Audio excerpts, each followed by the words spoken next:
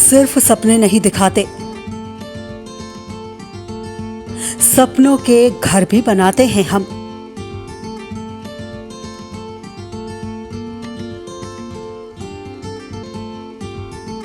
इरादे हो उड़ने के तो हौसलों को पंख लगाते हैं हम।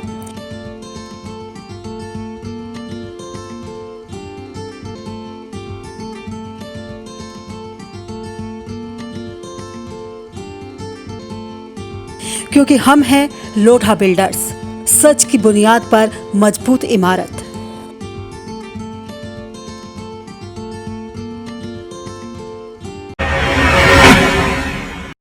नमस्कार, स्वागत है आप सभी का इंडिया लाइव 24 में। आपके साथ मैं हूं राखी खंडूरी। हाजिर हूं तमाम खबरों के साथ। तो चलिए करते हैं खबरों की शुरुआत। केंद्र सरकार द्वारा पारित 3 नियम कृषि बिल को लेकर पक्ष विपक्ष में इन दिनों आरोप प्रत्यारोप का दौर चल रहा है। कांग्रेसी एवं विपक्ष जहां इसे किसानों के लिए अहितकारी एवं किसानों की आर्थिक स्थिति को कमजोर करने वाली बिल बता रहे हैं, वहीं भाजपा के निर्वाचित प्रतिनिधि इस बिल के संबंध में किसानों को जागरूक करने समझाने के लिए गांव में जाकर चौपाल आयोजित कर रहे हैं।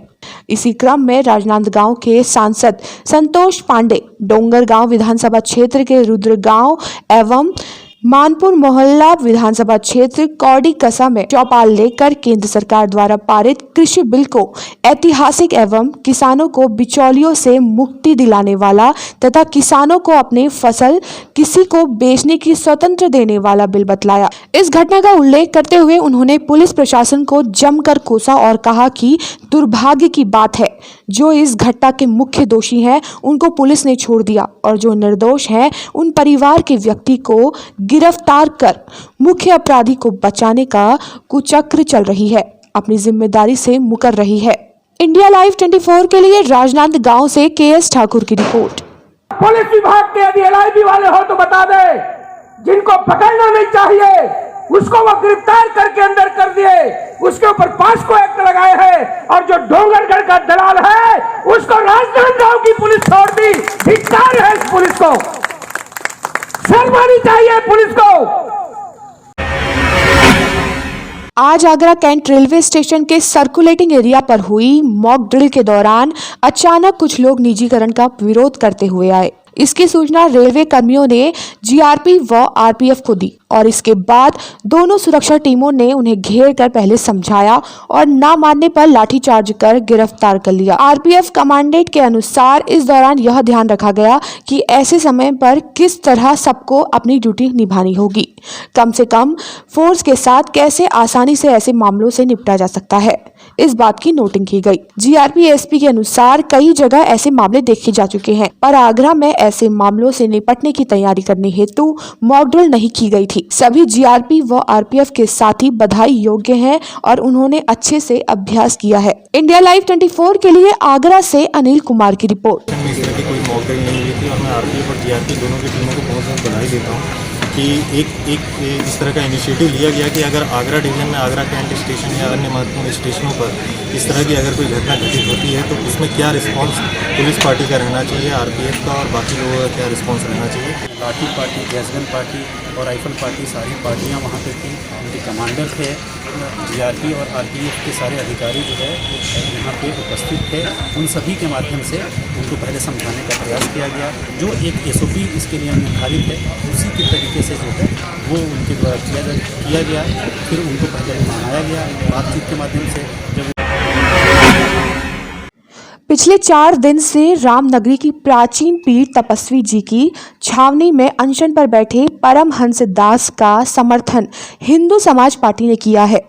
हिंदू समाज पार्टी के राष्ट्रीय अध्यक्ष किरण कमलेश तिवारी ने अनशन से जबरन उठाने के प्रयास पर प्रशासन को चेतावनी दी है। उन्होंने कहा कि प्रशासन की ओर से अगर परमहंस दास को जोर जबरदस्ती अनशन तोड़ने पर मजबूर किया जाता है तो हिंदू समाज पार्टी प्रदेश भर में आंदोलन करने को मजबूर होगी। उन्होंने कहा कि आज़ादी के बाद हिंदुस्तान का विभाजन धर्म के आधार पर हुआ था, जिसके बाद भारत को हिंदू राष्ट्र घोषित किया जाना चाहिए था, जो कि अब तक नहीं हुआ। अब अविलंब भारत को हिंदू राष्ट्र घोषित किया जाना चाहिए।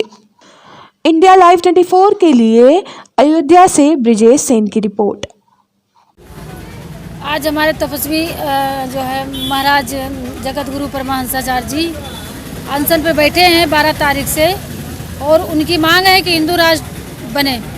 तो मौजूदा सरकार जो है इस बात पे संज्ञान ले और महाराज जी का जो जिस मांगे हैं उस मांग को पूरा करें। मेरी तरफ से फुल सपोर्ट है महाराज जी को, पूरी हिंदू समाज पार्टी इनके सपोर्ट में खड़ी है।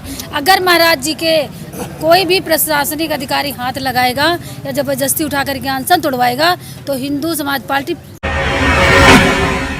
दुर्गा पूजा महोत्सव की जो तैयारियां 2.5 माह से पूर्व ही दिखने लगती थी, इस बार नहीं दिख रही हैं।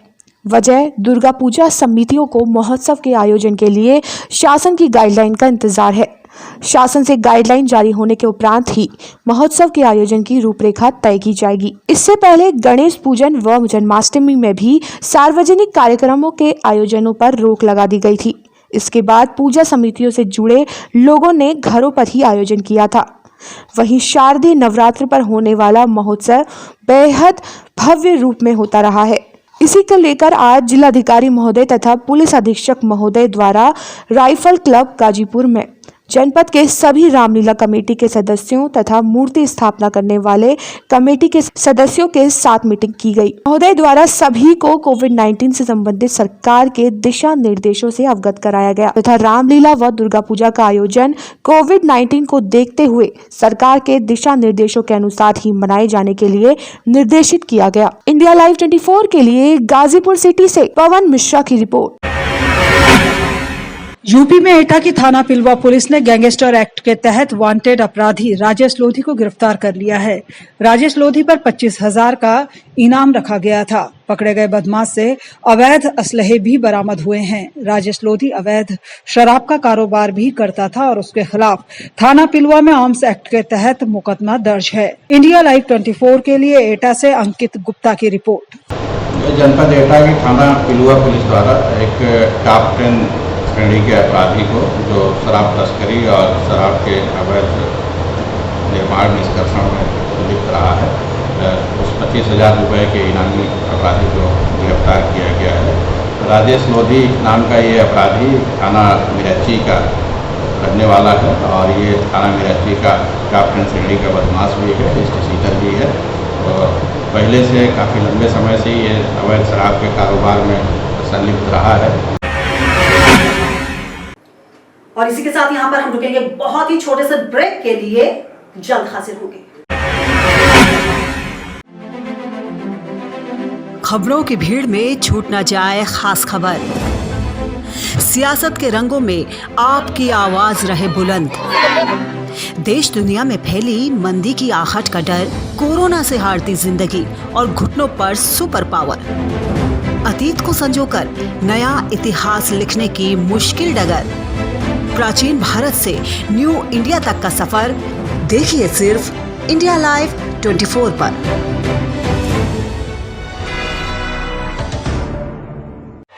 ब्रेक के बाद आपका स्वागत है। तो चलिए बढ़ते हैं अगली खबर की ओर।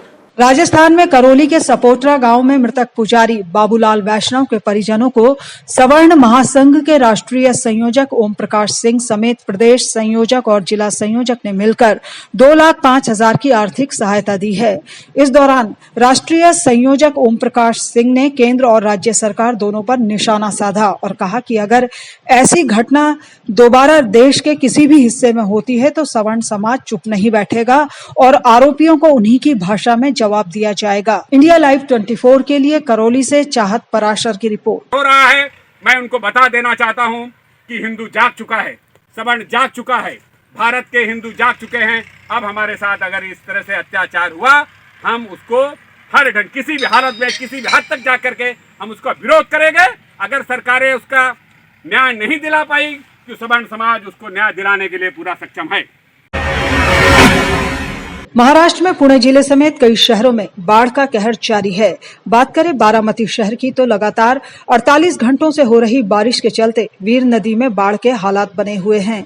कई परिवार यहां बाढ़ की चपेट में हैं। एनडीआरएफ की टीम और स्थानीय लोग मिलकर बाढ़ में फंसे लोगों को सुरक्षित जगह पहुंचाने में मदद कर रहे हैं। एनडीआरएफ की टीम ने एक ऐसे परिवार को भी सुरक्षित बाहर निकाला जो 2 महीने के बच्चे समेत 2 दिन से पानी में फंसे हुए थे। इंडिया लाइव 24 के लिए पुणे से रमेश पाफले की रिपोर्ट।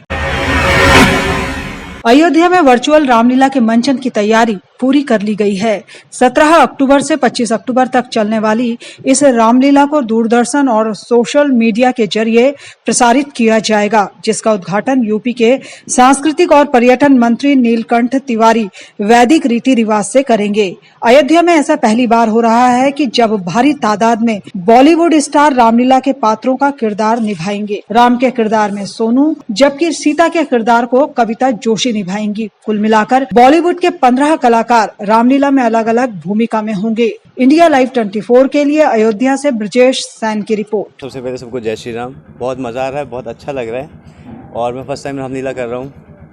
पहले लग रहा था कि मतलब स्क्रिप्ट देख के बहुत मोटी स्क्रिप्ट है, कैसे करूँगा, बट करता गया 3 महीने से रिहर्सल चल रही है और सब कुछ अच्छा हो रहा है। सबसे पहले सबको जय सिया राम। और मुझे बहुत अच्छा लग रहा है कि मैं इस वक्त अयोध्या में हूँ और रामलीला करने जा रही हूँ। माता सीता का मुझे किरदार निभाने का मौका मिला है, तो इससे बड़ी खुशी की बात हो नहीं सकती मेरे लिए। मैं पात्र प्ले कर रही हूँ शूर्पणखा में विश्व सुंदरी का। माननीय हमारे संस्कृति मंत्री जी इसका उद्घाटन करेंगे, नीलकंठ तिवारी जी। हमारा कल वो आएंगे 7 बजे और दीप जलाकर इसका उद्घाटन करेंगे। और फिलहाल इसी के साथ इस बुलेटिन में बस इतना ही। दीजिए इजाजत, नमस्कार।